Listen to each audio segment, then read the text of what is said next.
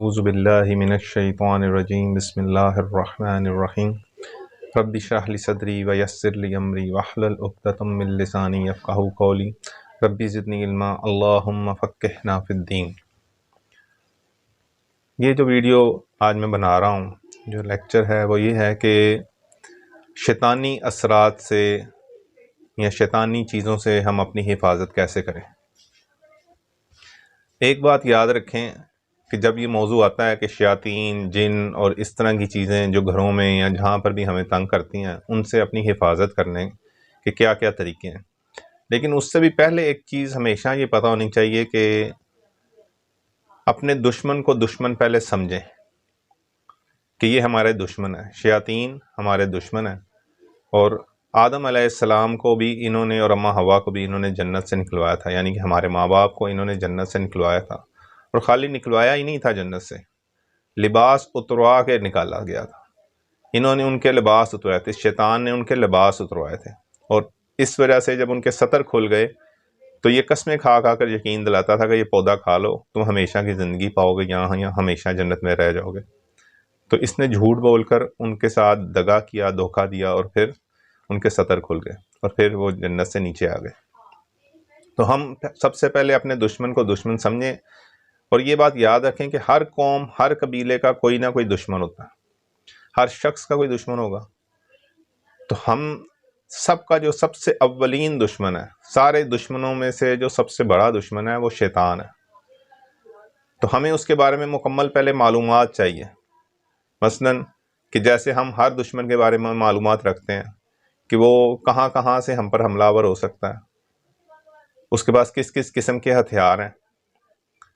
وہ کیا کیا طریقہ کار استعمال کر سکتا ہے ہمارے خلاف، اس کے آلائے کار کون کون ہیں، کون کون اس کے لیے کام کرتے ہیں۔ اس طرح کی ہر وہ معلومات جیسے ہم ہر ملک کے بارے میں رکھتے ہیں کہ اس کی کون کون سی سرحدیں ہمارے ساتھ لگتی ہیں، ان کے پاس کیا ہتھیار ہیں، وہ کہاں سے حملہ آور ہوگا، ان کی تعداد کتنی ہے، یہ سب معلومات ہمیں شیطان کے بارے میں بھی اکٹھی کرنی ہے، کیونکہ وہ سب بنی نوع انسان کا اول نمبر دشمن ہے، اور اس سے بچنے کے لیے اگر ہم اس کے بارے میں مکمل معلومات نہیں رکھیں گے تو ہم دھوکے میں ہیں، ہم مار کھا جائیں گے اس سے۔ مثلاً قرآن پڑھتے وقت اللہ تبارک و تعالیٰ نے کہا فَإِذَا قِرَأْتُ الْقُرْآنَ فَاسْتَعِذْ بِاللَّهِ مِنَ الشَّيْطَانِ الرَّجِيمِ، جب بھی تم قرآن پڑھنے لگو تم اس سے پناہ طلب کرو شیطان مردود کے شر سے۔ کہ قرآن پڑھنے میں بھی انسانوں کو گمراہ کر جاتا ہے، کہ غلط مطلب سمجھا دے گا، غلط طریقے پہ لے جائے گا۔ تو اس لیے قرآن پڑھنے سے پہلے بھی اعوذ باللہ من الشیطان الرجیم پڑھنے کا حکم دیا گیا کہ شیطان مردود کے شر سے پناہ طلب کرو۔ تو اسی طرح ہم کو آج یہ دیکھنا ہے کہ اس کی طاقتیں کیا کیا ہیں، وہ انسانوں کے ساتھ دشمنی رکھتا کیسی ہے۔ مثال کے طور پہ سورۃ الاعراف کے اندر اللہ تبارک و تعالیٰ نے 11 نمبر آیت سے یہ واقعہ لکھنا شروع کیا کہ شیطان کو اللہ تعالیٰ نے آدم علیہ السلام کو سجدہ کرنے کا حکم دیا، لیکن اس نے سجدہ نہیں کیا۔ پھر اللہ تبارک و تعالیٰ نے اس سے پوچھا کہ تو نے سجدہ کیوں نہیں کیا؟ تو اس نے کہا کہ اللہ تو نے مجھے آگ سے پیدا کیا اور اس کو مٹی سے، میں اس سے افضل ہوں۔ پھر اللہ تعالیٰ نے کہا تو میرا حکم نہیں مانا، تو اب تو اتر جا یہاں سے، تو ذلیل ہو اور یہاں سے نیچے اتر جا، اس جنت میں رہنے کا تجھے کوئی حق نہیں۔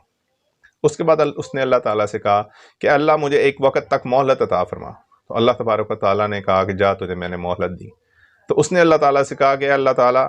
اے رب العالمین، میں تیرے سیدھے راستے پر بیٹھوں گا، اب ان بندوں کو میں تیرے سیدھے راستے پہ آنے نہیں دوں گا۔ یہ اس نے ایک چیلنج کیا کہ میں ان کی بڑی تعداد کو گمراہ کر دوں گا، میں ان کے آگے سے بھی آؤں گا، میں ان کے پیچھے سے بھی آؤں گا، میں ان کے دائیں سے بھی آؤں گا، میں ان کے بائیں سے بھی آؤں گا، اور ان کے اکثر کی راہ کو مار دوں گا، یعنی کہ ان کو صراط مستقیم پہ چلنے نہیں دوں گا۔ لیکن ہم کو حکم دیا گیا کہ ہر نماز کے وقت آپ اللہ تعالیٰ سے دعا مانگیں کہ ایاک نعبد و ایاک نستعین اہدنا الصراط المستقیم، اے اللہ ہم تیری ہی عبادت کرتے ہیں اور تجھ ہی سے مدد مانگتے ہیں کہ ہم کو سیدھے راستے پہ چلا۔ اور وہ اسی سیدھے راستے کے بارے میں کہہ رہا ہے کہ میں ان کا سیدھا راستہ ماروں گا، میں کبھی بھی ان کو جنت میں نہیں داخل ہونے دوں گا۔ سیدھے راستے پہ کیا ہے؟ جنت۔ تو یہ جنت میں کبھی نہیں داخل ہونے دینا چاہتا انسانوں کو۔ تو یہ کیا کرتا ہے؟ ہر جگہ سے انسانوں پر حملہ کرتا ہے، ہر طرح سے تنگ کرنے کی کوشش کرتا ہے، ہر طرح سے ان کو مجبور کرنے کی کوشش کرتا ہے کہ اللہ سے دور ہو جائیں، کسی نہ کسی طریقے سے یہ اللہ سے دور ہوں، اور رحمان کے بندے بننے کے بجائے میرے بندے بنے۔ تو اللہ تبارک و تعالیٰ نے کہا اگر یہ لوگ تیری پیروی کریں گے اور تیرے پیچھے چلیں گے تو تجھ کو اور ان کو دونوں کو جہنم میں ڈال کے جہنم بھر دوں گا میں۔ تو آج اللہ تبارک و تعالی نے ہمارے لیے جو نظام قائم کیا وہ ہے ذکر اذکار، صبح شام کی حفاظت اللہ سے طلب کرنا، جیسے ابھی اعوذ باللہ کہ میں پناہ طلب کرتا ہوں اللہ کی شیطان مردود کے شر سے، اعوذ باللہ من الشیطان الرجیم۔ اسی طرح سے اور بھی بہت سی دعائیں ہیں، بہت سے ذکر اذکار ہیں جس سے شیطان سے ہماری حفاظت ہو سکتی ہے۔ لیکن دو ایسی چیزیں ہیں کہ جس سے آپ بہت زیادہ بہتر طریقے سے شیطان سے حفاظت میں رہتے ہیں، اور ان کا استعمال آپ کو شیطان سے بہت زیادہ حفاظت دیتا ہے۔ اسی لیے ان کو بار بار کرنے کا دن میں حکم بھی دیا جاتا ہے۔ مثلا وضو کرنا، شیطان آگ سے بنا ہوا ہے اور آگ کو پانی بجھاتی ہے، آگ ہمیشہ پانی سے بجھتی ہے، تو اس لیے کہا گیا کہ 5 وقت وضو کرو۔ ہمیں وضو کرنے کی حکمت کو پتہ ہونا چاہیے کہ ہم وضو کیوں کرتے ہیں 5 وقت۔ صرف گناہ جھڑنے کے لیے نہیں ہے، اصل دشمن سے حفاظت کے لیے، کہ جب آپ باوضو ہوتے ہیں تو آپ شیطان سے حفاظت میں چلے جاتے ہیں، کیونکہ یہ آگ سے بنا ہوا ہے، تو آپ کی حفاظت ہو رہی ہوتی ہے۔ اسی طرح سے جب اذان ہوتی ہے تو شیطان بھاگ جاتا ہے، جب اذان ختم ہوتی ہے تو یہ پلٹ کر واپس آتا ہے اور پھر نمازی کو ڈسٹرب کرتا ہے جماعت کے اندر، پھر تکبیر کہی جاتی ہے تو پھر یہ بھاگ جاتا ہے، اور پھر جب جماعت شروع ہوتی ہے تو پھر پلٹ کے آتا ہے، اور پھر اس کے دل میں وسوسے ڈالنے شروع کرتا ہے اور وہ باتیں سے یاد کراتا ہے جو اس سے پہلے یاد نہیں تھیں، جس سے یہ کیا ہوتا ہے نماز کی رکعتیں تک بھول جاتا ہے کہ اس نے پڑھی کتنی ہے۔ تو اس طرح شیطان انسانوں کو تنگ کرتا ہے۔ تو آپ صلی اللہ علیہ وآلہ وسلم نے فرمایا کہ جب بچہ رات کو سوتا ہے، چھوٹا بچہ، پیدائشی جو بچے ہوتے ہیں، جب یہ سوتے ہیں تو وہ ان کو ایک کچوکا لگاتا ہے، یعنی کہ جیسے انگلی چبھاتا ہے، تو اس سے وہ بچہ رونے لگ جاتا ہے، اور پھر دوبارہ اس کو چبھاتا ہے، پھر وہ پھر اور تیز ہو جاتا ہے۔ اس کے ماں باپ اس کو چپ کرانے کی بہت کوشش کرتے ہیں لیکن وہ روئے چلا جاتا ہے۔ اس پر ان کے منہ سے اگر کوئی ایسا لفظ نکل جائے جو اللہ کی ناشکری والا ہو تو اللہ تب یہ بڑا خوش ہوتا ہے کہ دیکھو میں نے ان کو اللہ کا ناشکرہ کر دیا۔ اسی طرح سے یہ بیماریوں میں مبتلا کرتا ہے، کہ جیسے ایوب علیہ السلام کی قرآن کے اندر ایک دعا اللہ تعالیٰ نے کی کہ جب انہوں نے اللہ کو پکارا کہ اللہ شیطان نے مجھے اس تکلیف میں مبتلا کر دیا، تو اللہ تعالیٰ نے ان کے لیے کہا کہ آپ اپنی ایری ماریں تو زمین سے پانی نکلے گا، وہ پئیں بھی اور اس سے نہائیں بھی تو آپ کو شفا ملے گی۔ تو شیطان تکلیفوں میں بھی مبتلا کرتا ہے، بیماریوں میں مبتلا کرتا ہے، اسی لیے کہا گیا کہ اس شیطان سے حفاظت کے لیے جب اپنے گھر کے دروازے بند کرو تو بسم اللہ پڑھ کے بند کرو، اپنے برتن ڈھانپو تو بسم اللہ پڑھ کے ڈھانپو، پھر شیطان کی ان تک اپروچ نہیں ہو سکے گی۔ اسی طرح سے جب واش روم میں جاؤ تو دعا پڑھ کے جاؤ کہ اللہم انی اعوذ بک من الخبث والخبائث، کہ یہ شیطان جنوں اور شیطان جننیوں سے میں تیری پناہ طلب کرتا ہوں، تو آپ کی حفاظت رہے گی۔ اسی طرح سے وہ لوگ جن کے گھروں میں زیادہ محسوس ہے شیطان ہر شخص کے ساتھ لگا ہوا ہے، آپ نے فرمایا ہر شخص کا شیطان اور میرا بھی شیطان ہے، تو صحابہ نے پوچھا کہ اللہ کے نبی آپ کا شیطان آپ کو ورگلاتا ہے؟ آپ نے کہا نہیں، میں نے اس کو قابو کر لیا، اور ایک روایت میں تھا کہ وہ مسلمان ہو چکا ہے، میں نے اسے مسلمان کر دیا۔ تو ہر شخص کا ایک شیطان ہے، اور اس کے پھر ساتھی ہیں، پھر اس کے پیروکار ہیں جو اس کو مددگار ہوتے ہیں، اور وہ انسانوں کے اندر لڑائی جھگڑے یہ سب کچھ کرتا ہے، ان کے گھروں ہر گھر کے اندر کوشش کرتا ہے وہ لڑائی جھگڑا یہ کرنے کی کہ اس سے انسان تنگ رہیں اور پھر وہ اللہ سے دور ہو جائے۔ ایک روایت کے اندر آتا ہے کہ آپ صلی اللہ علیہ وسلم نے فرمایا کہ شیطان اپنا تخت پانی پر لگاتا ہے اور ہر اپنے چیلے سے یہ بات پوچھتا ہے کہ آج کی تیری کارکردگی کیا ہے۔ ہر بندہ آ کے بتاتا ہے کہ آج میں نے یہ کام کیا، آج میں نے فلاں کام کیا، وہ کہتا ہے کوئی خاص کام نہیں، کوئی خاص کام، ہر گناہ کے کام کے اوپر وہ کہتا ہے کوئی خاص کام نہیں۔ لیکن جب ایک شیطان آ کر اسے کہتا ہے کہ آج میں نے ایک میاں بیوی کے درمیان میں طلاق کروا دی، تو وہ کہتا ہے یہ تو نے سب سے بیسٹ کام کیا، یہ سب سے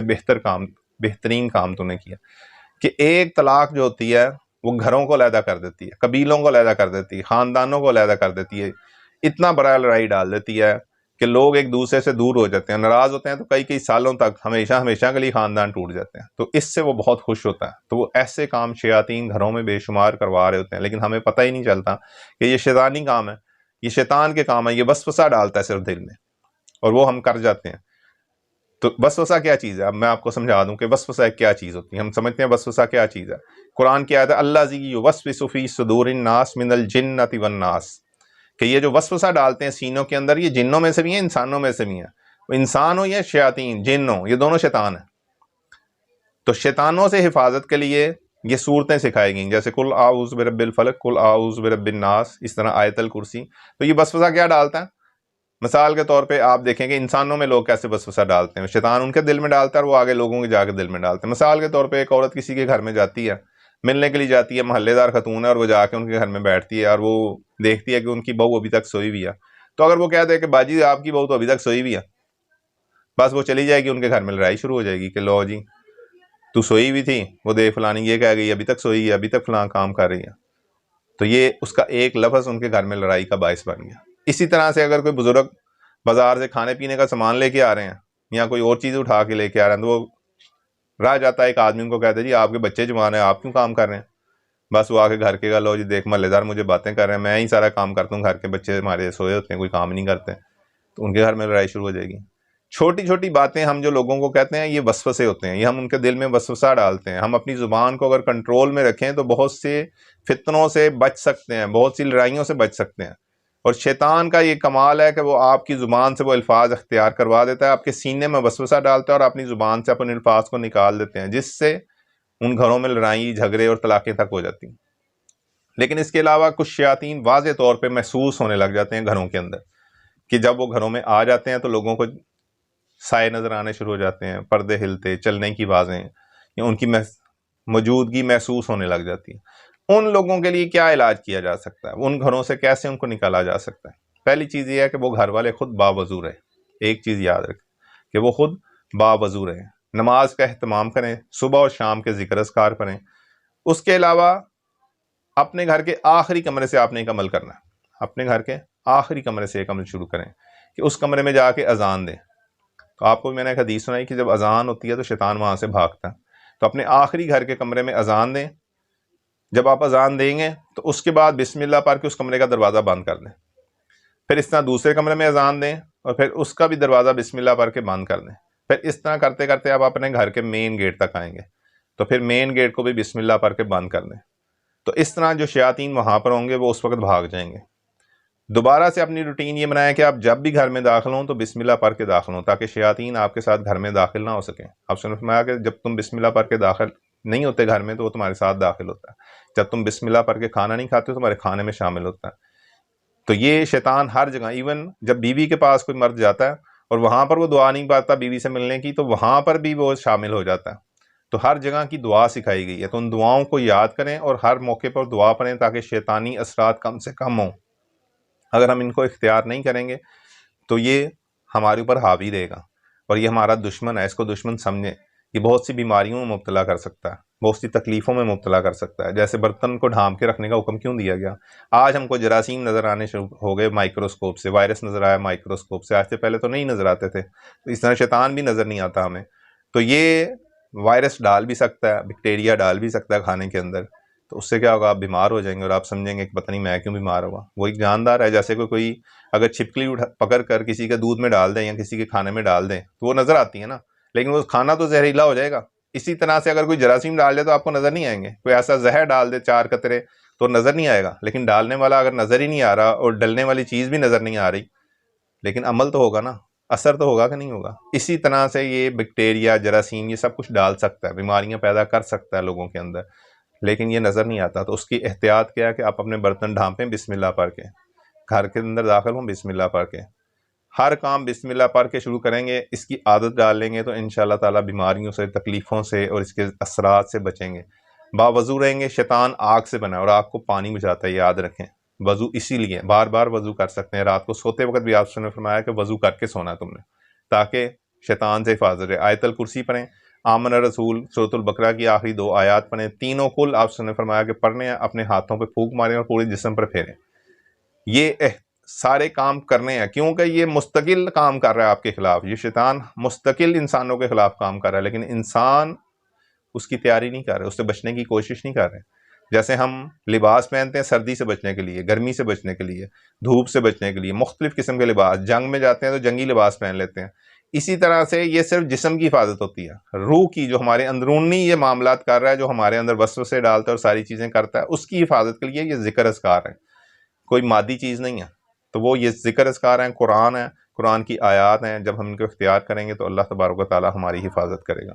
اللہ تعالیٰ سے دعا ہے کہ آپ کی اور میری حفاظت فرمائے۔ وما علینا الا البلاغ، وآخر دعوانا ان الحمد للہ رب العالمین۔ السلام علیکم ورحمۃ اللہ وبرکاتہ۔